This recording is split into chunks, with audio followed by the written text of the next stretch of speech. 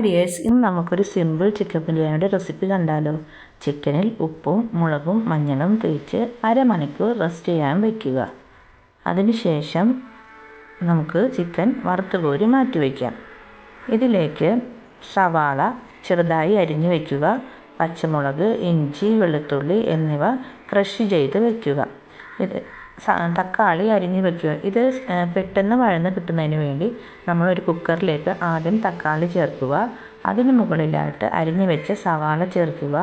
അതിന് മുകളിലായിട്ട് ക്രഷ് ചെയ്ത് വെച്ചിരിക്കുന്ന ഇഞ്ചി, വെളുത്തുള്ളി, പച്ചമുളക് ചേർക്കുക. 1/2 ഗ്ലാസ് വെള്ളവും ഒഴിച്ച് ഒറ്റ വിസിലിൽ വേവിച്ചെടുക്കുക.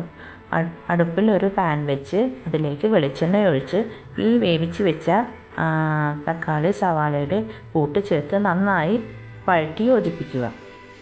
ഇത് നന്നായിട്ട് വഴന്നതിന് ശേഷം അതിലേക്ക് മഞ്ഞൾപ്പൊടി, മസാലപ്പൊടി ചേർക്കുക.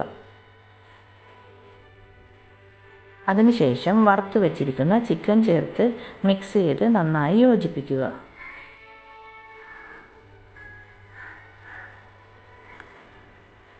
നന്നായി യോജിപ്പിച്ചതിന് ശേഷം കുറച്ച് തൈര് കൂടി ചേർക്കുക.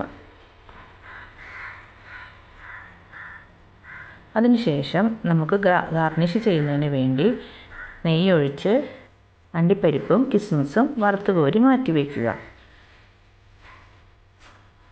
അതേ നെയ്യിൽ തന്നെ നമ്മൾ ചെറുതായി അരിഞ്ഞു വെച്ചിരിക്കുന്ന സവാള ചേർത്ത് വഴറ്റുക. ഇതും ഗാർണിഷ് ചെയ്യുന്നതിന് വേണ്ടിയാണ്.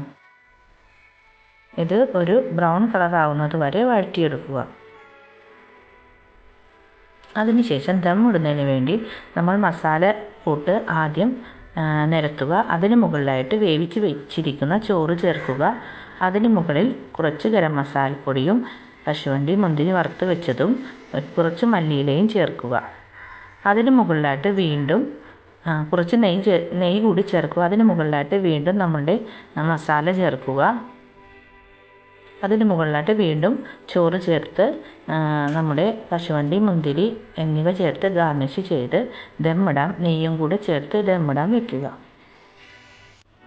വളരെ ടേസ്റ്റിയും രുചികരവും പെട്ടെന്ന് എളുപ്പത്തിൽ തയ്യാറാക്കുന്ന ഒരു സിമ്പിൾ ബിരിയാണി നമുക്ക് തയ്യാറായി കിട്ടി. ഇനി അടുത്ത റെസിപ്പിയുമായി കാണാം.